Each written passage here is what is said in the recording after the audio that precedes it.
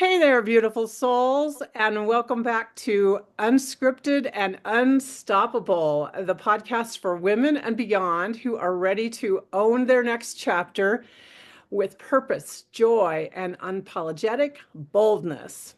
I'm your host, Laureen Quick, and today's episode is one I know you are going to hit home with, or I'm going to hit home, or we're going to hit home with at so many levels. Whether you're in a relationship, divorced, widowed, or navigating the dating scene again, you've probably asked yourself at some point, how can I support the man in my life without losing myself in the process? To help unpack that powerful question, I have invited someone I deeply respect, a friend and a colleague, Beatrix Fekete. Beatrix works one-on-one with men to help them master their relationships and their health without sacrificing their career, their income, and their time. She brings a powerful perspective to what men really want and what they need, and how we as women can show up in ways that deepen our connection without overgiving, rescuing, or burning ourselves out. We'll talk about today emotional needs that go often unspoken, communication patterns that push men away, and how women can support their men by shifting their role in their relationships to feel more empowered and supported themselves. Welcome, Beatrix. I wanted to just jump right in and get the conversation started. So, what are some of the biggest emotional needs that men have, but they rarely express, and how are they different from women? Thank you, Lorraine. Pleasure being here. Thank you for the invitation. Of Yes, course. emotional needs. We do have different ones and at the same time, similar ones too. But for men, what I've been experiencing is appreciation, feeling valued, needed, respected. We women, we long more for connection, feeling loved. Their love language is feeling respected. Hmm. Yes, that's what men long for. Interesting. Yes, yes. Uh, Um, they also have deep emotional, they also have a deep emotional world. They were just taught not to express it.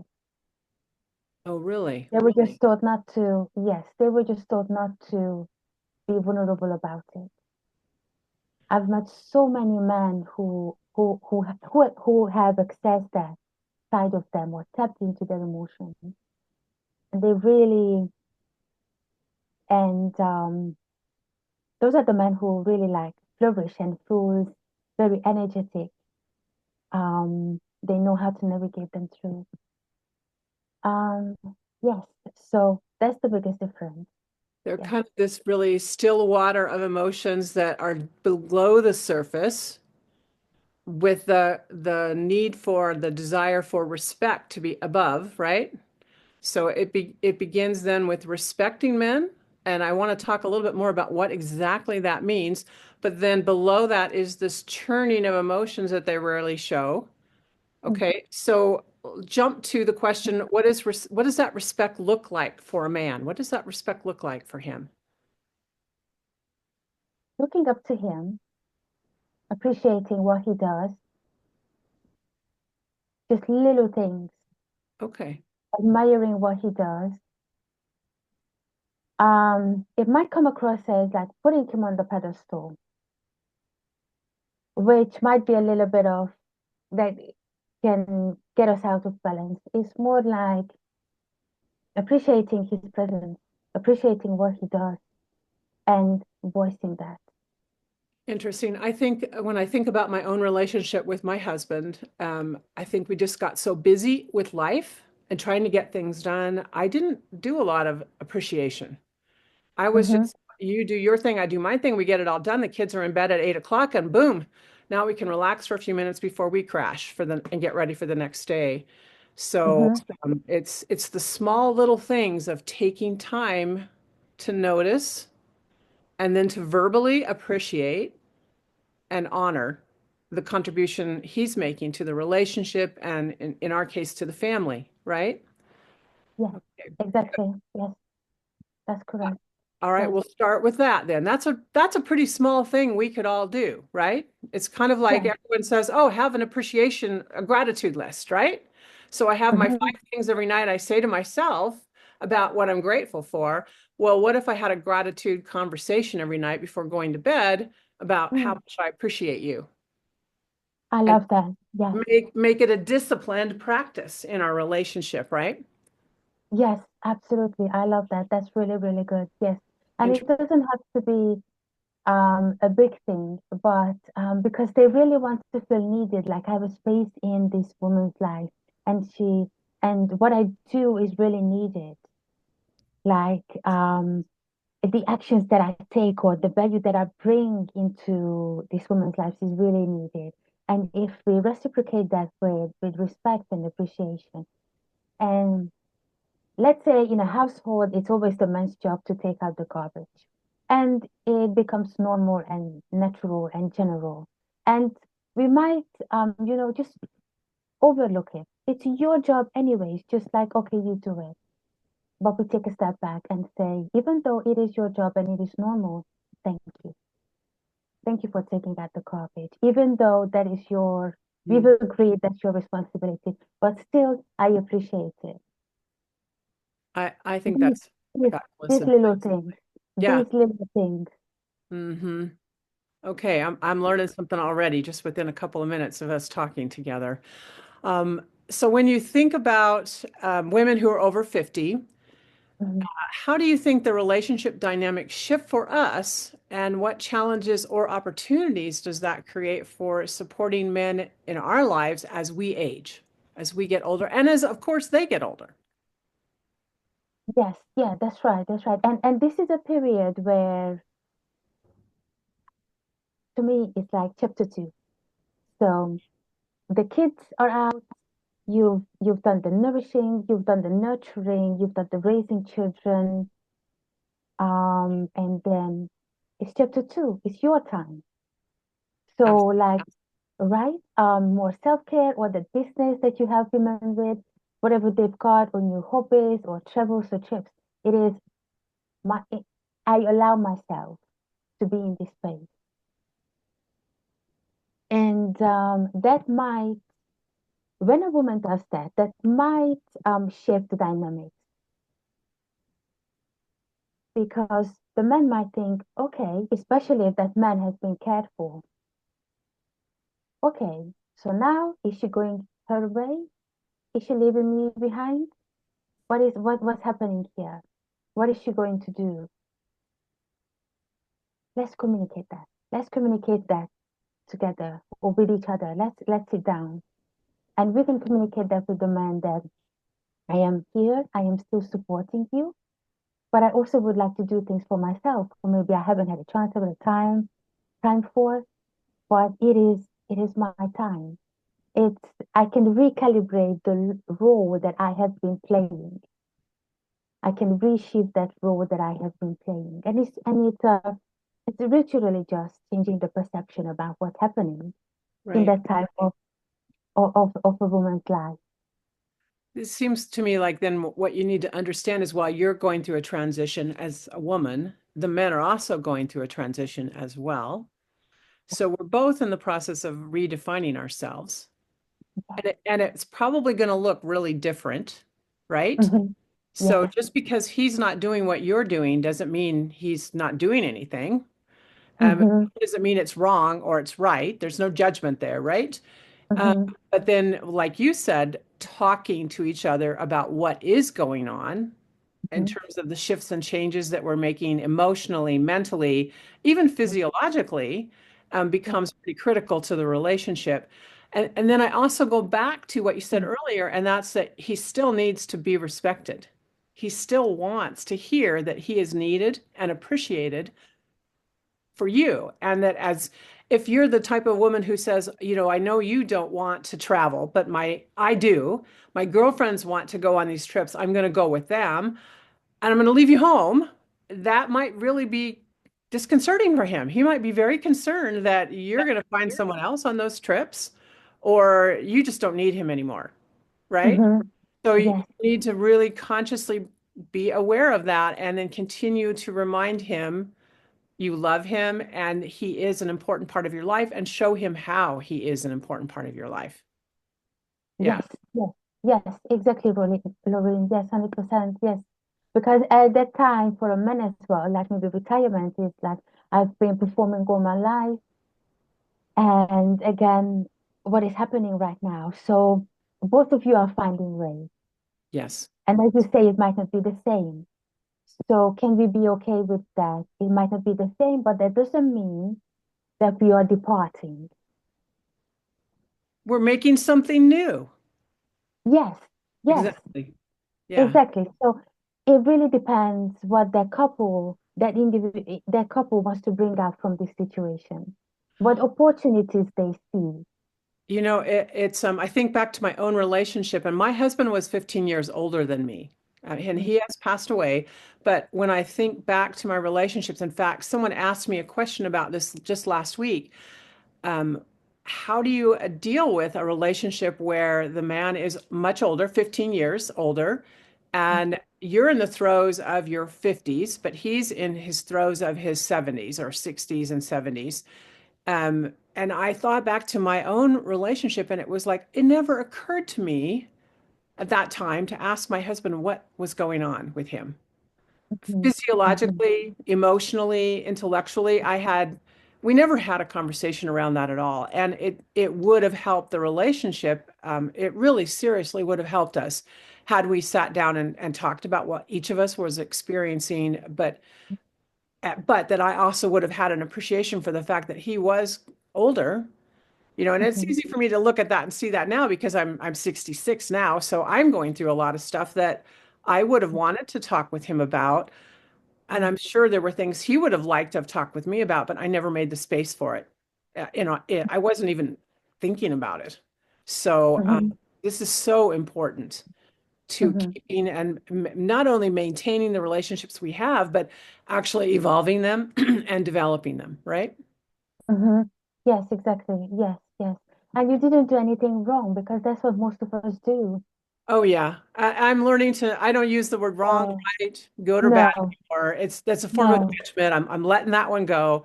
But Ex but I yes. am observing and trying to learn from my experiences how I could improve things Mhm, in the future. And mhm, I can mhm, also just take this and say, oh my gosh, if I want to improve my relationship with my daughters, then I need to initiate a conversation with them around what's it like to be getting older. So they understand what's going on with me.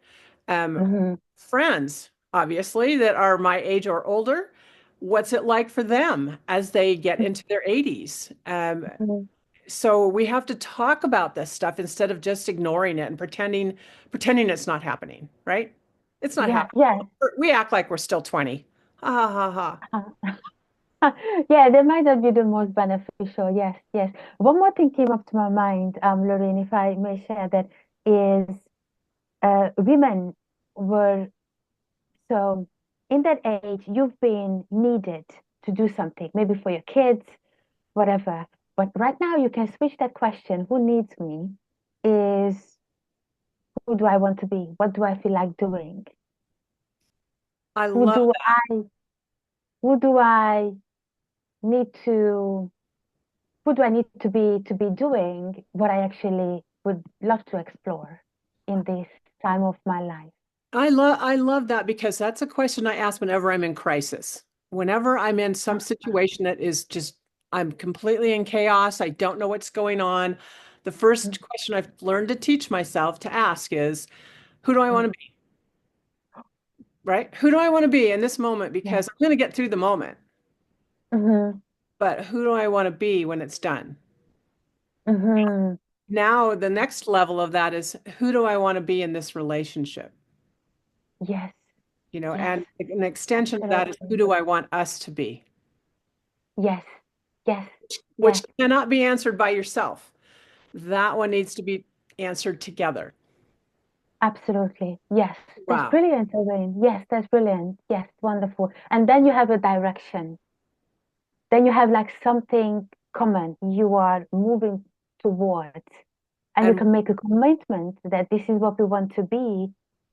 So each individual in mhm. that partnership are committed to that destination or goal. And Yes. with the roller coasters, up and downs, whatever comes in between, but you always have that in front of you Yeah.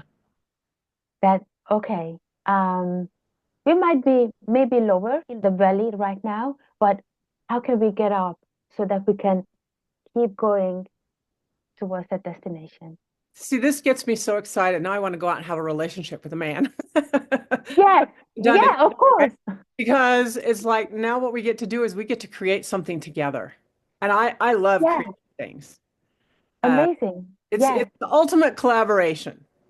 absolutely, 100%. Ultimate collaboration that actually, right now, then this can benefit your purpose, your goals, your creativity, your personality, because it's not about anyone else anymore. For example, it's not about the kids anymore. It's not about maybe colleagues anymore, but Mhm. it's just you together. And to me, it just looks like such freedom. It's really much of a freedom to really do, yes, exploration, curiosity, I absolutely agree. experimentation. Yes, it can be it's like almost like what you were when you first got together. Before the kids, before you had the house, before on the day that you're married, you look forward to the Mhm, future because you have all the stuff you're going to do together. And then you mhm, spend 40 years working through that. And mhm, then the next question is, what's next? And so often we don't ask that together. We just go our separate ways and answer that question ourselves privately, where the yes. opportunity for growth and development in this relationship we have that's important to us. Mhm, Oh my gosh, now it's time for us. What do we mhm. want to create? Yeah. Yes. All Yes, right. So absolutely. what I think a lot about and what I hear a lot about from my clients and from my girlfriends is, oh, well, he just irritates me. He's irritating me because he doesn't remember our anniversary. I have to Mm, remind him to take out the garbage. So there's this tendency in women, I think, because we've been caregivers, we want to fix the people in our lives. Like we raised our children, we worked, we strived. In some cases, we manipulated and we controlled our children to get mhm, them to be functioning, successful, contributing adults. And we often will take that same style and apply it to the men in our lives. I'm just going to, fix you. mhm, How do we, when we feel the urge to fix the men in our lives to make them our perfect ideal, mhm. what would you tell us to do? What advice would you give us? Fixing is more disempowering, but supporting will be more empowering for a man. Oh, great distinction. If if we come with this fixing intention, that might come from our fear, control, maybe guilt or shame, Mhm. and then we make a man feel something's wrong with me. That's the last thing that a man wants to feel. I have to be fixed because there is something wrong with me. That's the last thing a man wants to feel. So even if these things trigger us, we can take a step back and understand that there might be something else going on in his mind. And maybe asking questions. They tend to, I wouldn't say every man, some men do um, pay attention to details. Some men not as much. So then understanding who we are, who is in front of us is an important bit in here. I would say two things. Managing our triggers as women is important. Mhm.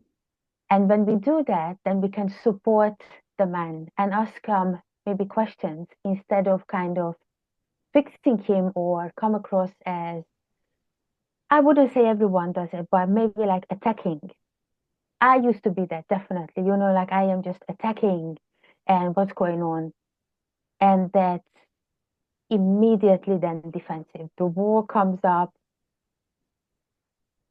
Hmm. no space for communication, no shutting down is like, I just don't want to be in this conversation.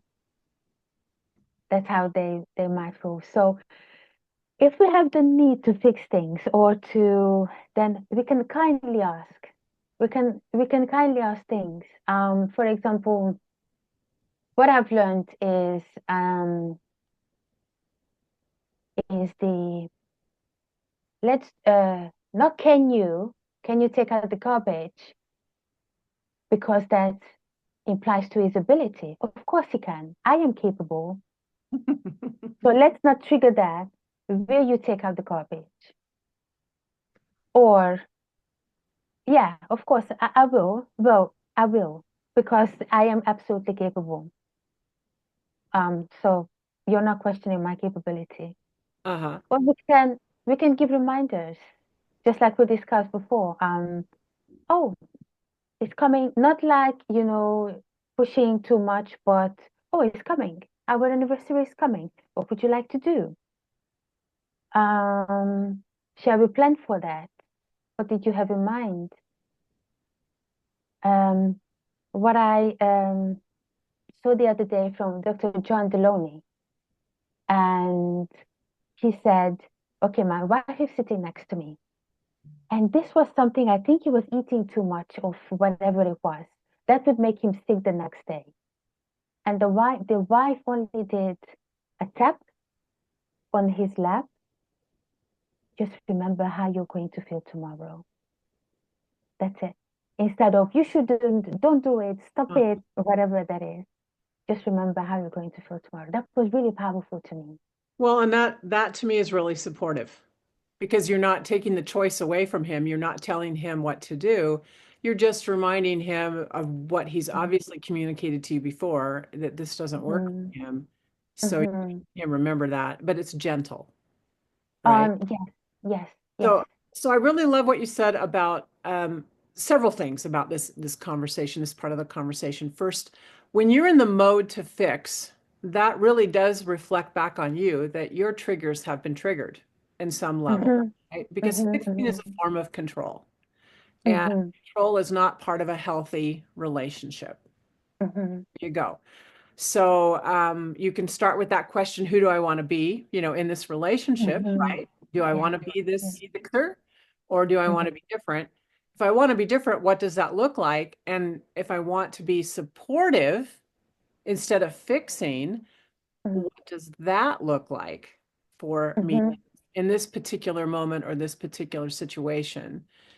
Um, Mm-hmm. and then I think uh, how do we negotiate gentle ways of supporting one another, right, in our relationship? So the woman that tapped her husband and just, on the side and remember what that's going to feel like tomorrow, they worked that out. I mean, that's not the Mm-hmm. first time she did that, right? I assume Mm-hmm. there Mm-hmm. are habits, Mm-hmm. signals, agreements that we've got the way we communicate with each other that are gentle and kind, and Mm-hmm. encourage, but don't take away someone else's choice or their free will to act.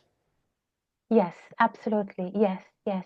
And men listen to clarity and direction. Yeah.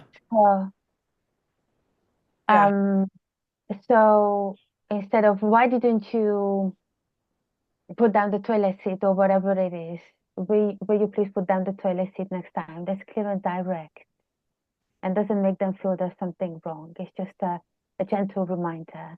Hmm. We can combine that with putting with the feelings. I feel really connected to you, or I feel really loved when you do so and so. And then he knows, okay, this is what I do. This is how it makes her feel. It's a good thing. So I will keep doing that. And so part of that support really is going back to that whole thing we started with, showing that you respect and appreciate the person that you're connected to, right? So Yes. one huge way of supporting someone is to always be in that mode of I appreciate you. And so Mm-hmm. when you do take out the garbage, I thank you. Or when you do put the toilet seat down, I say, oh my gosh, it's so nice to go in the bathroom and have the seat ready for me versus not, you show Yes, appreciation. And yes, even yes. sometimes you can make that fun, right? Oh, yes, absolutely. Yes, absolutely. Yes, yeah, yeah. You can make these years about fun as well, creating something fun together. Well, and I For definitely example, think that's an important part of our relationships, that we are having fun with each other. yes, 100%. Yes, 100%. And I think at some point we can manage these triggers and let go of them. And instead of reacting from those triggers, then we can respond in the moment with kindness, gentleness, with fun, curiosity. And when we do that, we don't only grow ourselves, but we grow in the relationship and also we are supporting each other as well. And So and it becomes more peaceful, like a more peaceful, calmer waves. yes, but it also has to be genuine, right? It's not Yes, me yes. rotely just saying how much I appreciate you and how important you are to me when I don't Mm, actually mean that. Um, or he can tell that yeah, I don't mean it. So yeah, part of yeah. this is, and some would argue, well, then all I got to do is go around and tell my husband how great he is, how wonderful he is, and he'll be a happy man. But why should I do that? He doesn't do that for me, and Mm-hmm, all I'm really doing is enabling him. So how is supporting someone different from enabling? Can you speak? mm-hmm, mm-hmm. Um, I just would like to go back. It's definitely not about giving like too much of this either. So Okay. finding the balance. And I think that that balance comes from understanding each other, understanding ourselves plus our partners. So it's not about keep showering and things like that. It's about maybe in unexpected times saying things or just little small things. Um, and and I lost my train of thought at the moment. Um, right, so enabling or supporting. So again, I think the enabling is when you know he is capable of doing something, but we so much want to fix it, maybe, or we want to do it before him, or we want to do it right now, then we again come across as those fixers. And enabling is again disempowering. Right. But supporting, we can say, I know you've got this. I know you can figure it out. I'm here to support you if you need me. And then we empower him because we trust his ability. We trust his capability So to get do the things. there's a level here of self-honesty. Right. You need to go inside yourself and look at, what are my motivations for how I behave in this relationship? Absolutely, yes. Is it truly to support, Hmm. or is it more to control? Yes, absolutely. Yes, yes, yes, 100%, 100%. Yes. And men might not reciprocate this Hmm. uh, in the same way as we women do. So they might not shower us with all the nice things, but what we can observe is their behavior. So when they are very reserved or they stay a lot in their man cave, they withdraw, we can ask questions from ourselves and also him, what's really going on? Because there is a reason why maybe he doesn't want to be around. Or the other one, the opposite could be, it depends how they show, but it's really about their behavior or their actions. If it's the opposite, something more of then they organize things like I to organize a date, organize a trip, or they think about things to do together. That's the opposite of the person who withdraws. Right. So we can pay attention to the men's behavior because that's how they show their emotions, feelings come through their behaviors. whilst we women tend to say it out loud. And all of this assumes that you've had some initial conversation around we want to have a relationship. And we're both willing. We have this vision of who we are, who we're becoming, and we're both going to support one another in that direction. So it's not when I talk about this enabling piece, it's not a one-sided me, I'm the master in charge of the whole relationship and I am manipulating my husband or my spouse or my partner to Mm, do these things like a little monkey, so to speak. mm, It's more of we've negotiated up front who we want to be together, what we're growing, what we're creating together. Each of us has a role. And so, also on the flip side of this, there should be a question asked, what do I need, right? As a mhm, woman in the relationship. So, what do I need in order for me to thrive? mhm, And so it's not a one-sided conversation here. We're talking about a two-sided conversation where each partner talks about what's needed, and then mhm, each partner works to meet the needs of the other person. mhm. Yeah. Yes, exactly. Yes, that's correct. That's correct. Because I believe going through my experiences and very much of failed relationships is we bring both a whole person into this relationship. Mhm. It's not about, and we complement each other. And the relationship is thrives when we support each other. We support who we want to be, how we want to show up in this relationship, whilst at the same time we understand what we have to compromise for each other or for our ability to support each other. And we are willing to do that. Now, through this process, we agree that we are both open to grow, maybe to face our triggers, maybe to face maybe setbacks or challenges, and we go through them. Either ourselves individually, depends, or we go through them together so that we can go through the next step and evolve in the relationship. It's hard work. This is hard work. Um, It feels hard. it feels hard. What if we made this exciting, fun, curious, a rewarding journey? Then it doesn't feel so hard anymore. I mean, it Yes, feels like an adventure yes. to me, which you know it Adventure. from me, Yes, it's like that's yes, total turn on, right?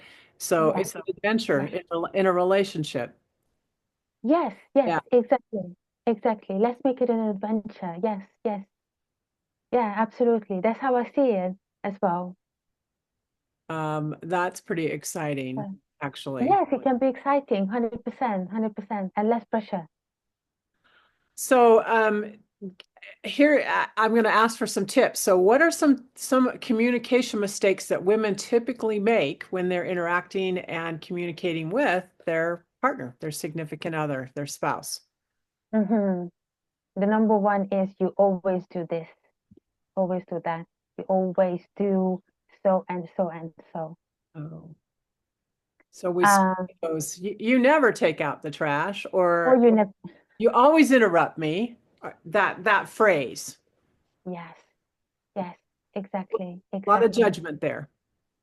There's a lot of judgment there. Yes, yes, and it actually it might not even be true because the man's logical mind starts to think, go through the data. It's been 5 days On a week. It's not Wednesday, September always. 27th, I did take out the trash. I remember Yes, specifically because, yeah, yes, exactly. And just one out of the 500. right. So that's not correct. Yes, that could be one. Um, It's the other one is not blaming him in a way, not calling him out, but what he does or the behavior. Uh-huh. When you do this, it makes me feel like So that's the alternative, right? Talking about that's how it. you, right? Yes, exactly. Yes, yes. Yeah. So then you're not calling him out and shaming him or blaming him, but the behavior itself that he is demonstrating or that type of action. Huh. Um, and then again, we can merge that with feelings that makes me feel or that makes me think as well. That's a good one. Mm-hmm. And I've mentioned that before, the little small things that I appreciate that you took out the garbage. Or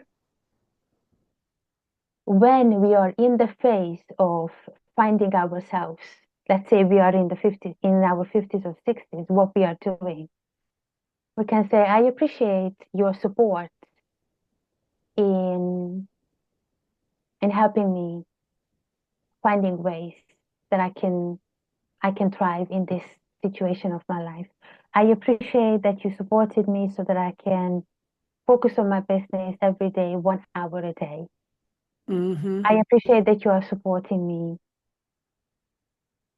to whatever you want to do in this phase, but still maintaining that support and respect and making them feel needed in this space still. Will help a lot. Yes, absolutely. Yes, absolutely. Yes. Fantastic. Starting to wrap up, but a couple more questions.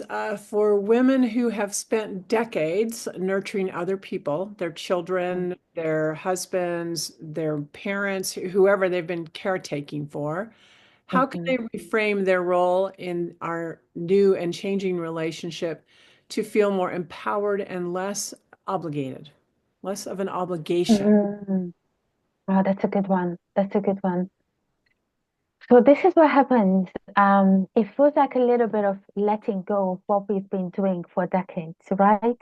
Right. Now it's a new chapter. It might be a little bit of void here, a space. I don't know what to do. So there's a little bit, could be a little bit of attachment to that role that we've been playing as a caretaker. We can give permission to ourselves to let go of this or recalibrate this role so that the focus now turns inward or into ourselves. Because now we have time, energy um, to take care of ourselves. Now that we have closed one chapter, we have taken care of many people, now we can focus on ourselves. And that leaves letting go of that attachment. Now that might come with some sadness or grief Mm-hmm. because we are grieving that period. So I just would like the listeners to understand and allow themselves to go through that process. It could be a little bit of sadness, all sorts of emotions that could come up. Just allow that to happen and understand why it might be coming up. And at the same time, rephrase it. It's an opportunity to do whatever I want to do. It's an opportunity to discover myself, to discover more of life, and how really amazing is that. And now I can take care of myself. And that does not mean that I don't love anyone or I leave those people behind. Not at all.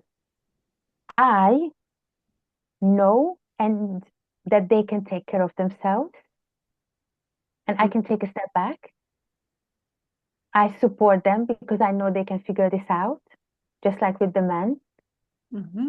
And I allow myself to discover more about my opportunities.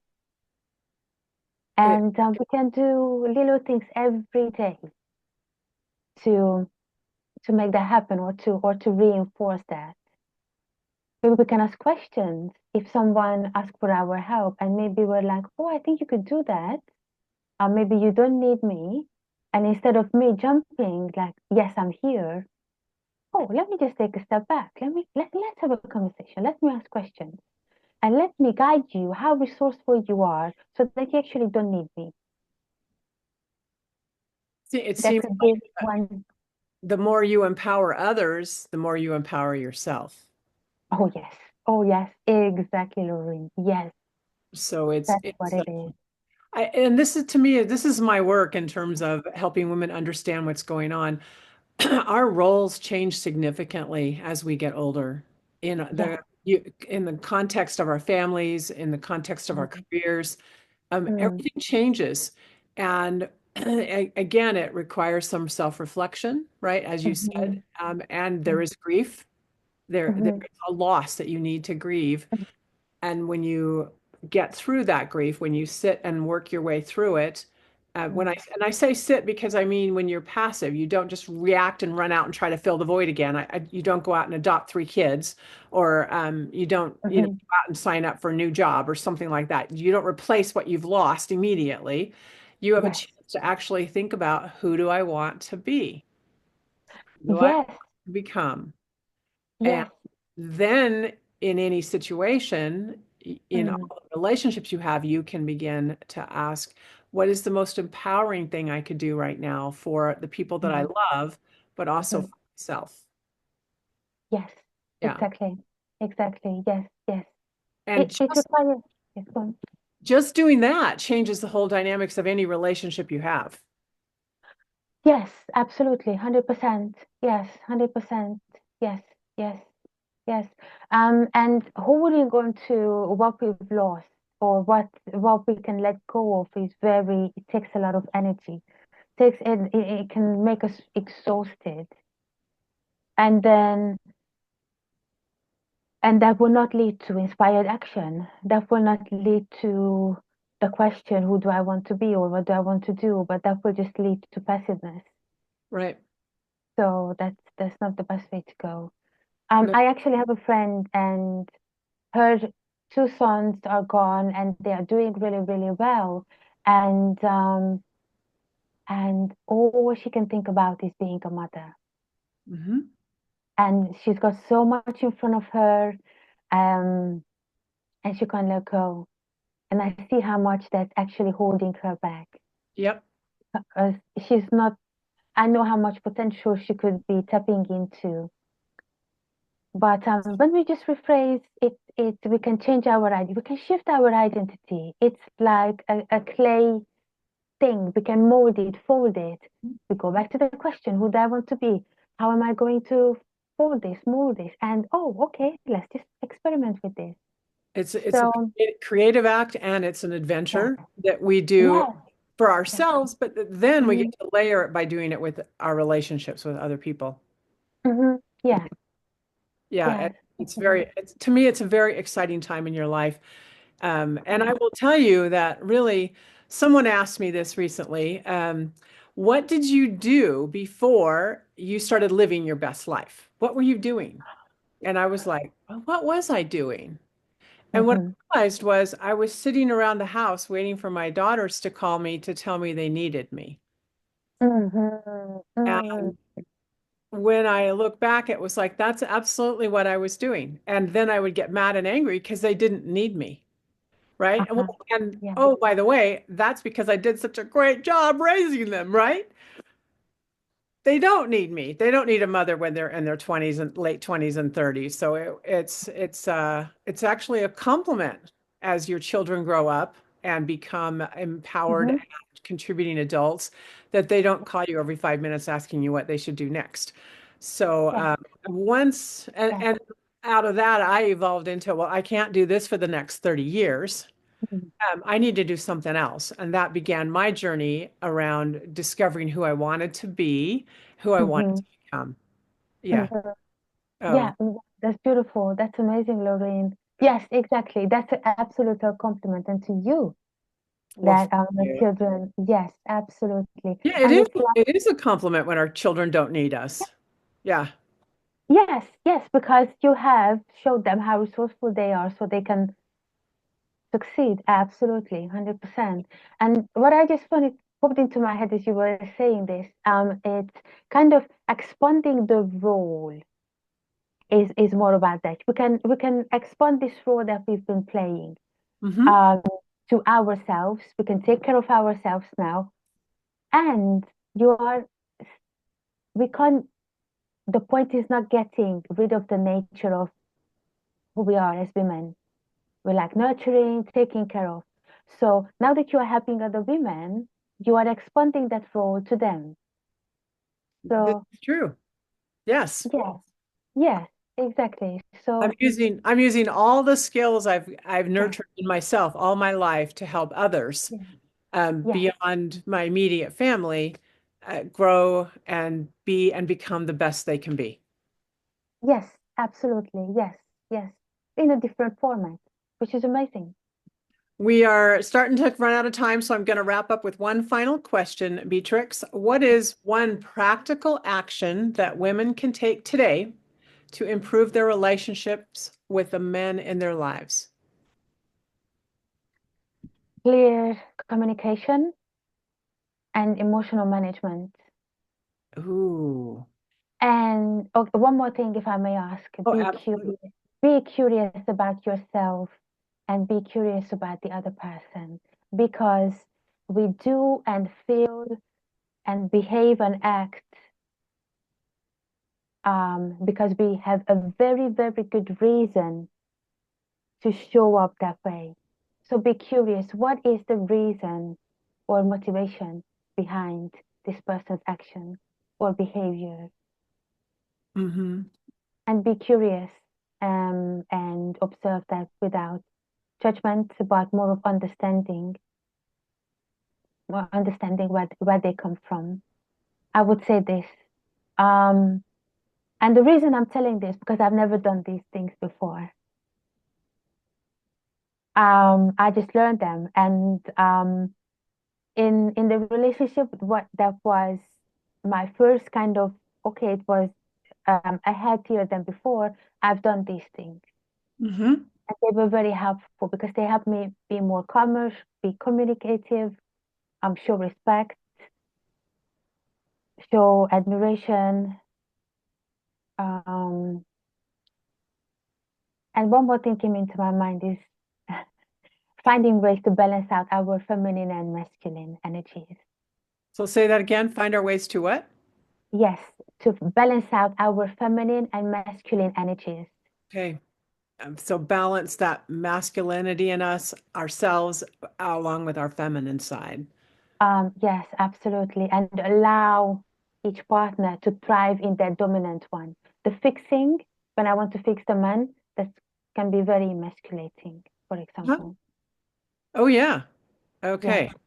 So, Hmm. so much goodness here. I mean, this has been such a rich and such a needed conversation. Beatrix, I want to thank you for sharing your insight today and giving us a glimpse into the inner world of men, men that we care about, that we love, and showing us how we as women in our 50s, 60s, and 70s can support them in a way that also honors their needs and their energy and their boundaries. Mm. This episode, to my listeners, if this episode stirred something exciting in you, something maybe a new perspective, a shift in how you communicate, or even a moment of clarity about your role in a relationship, I'd love to hear from you. You can find me over in our Next Chapter Sisters Facebook group or message me directly. Let's keep this conversation going. I am curious and excited about it. And if you're thinking, wow, my partner could really use someone like Beatrix, or you know of a man who's ready to master his relationships and his health without sacrificing his career, his income, and his time, Beatrix is the real deal. And you can learn more about her work and how to connect with her by checking the links out in the show notes that I have provided. And of course, if you are ready for more support in this powerful season of your life, whether you're navigating relationships, reinventing yourself, rediscovering who you are, I invite you to consider booking a Connect and Elevate session with me that will help you to begin that discovery process. That link is also in the show notes. Until next time, remember, you are not here to shrink, to silence yourself, or to settle. You are here to rise, to reconnect, and to live this chapter unscripted and unstoppable. Take care, and I will talk with you soon.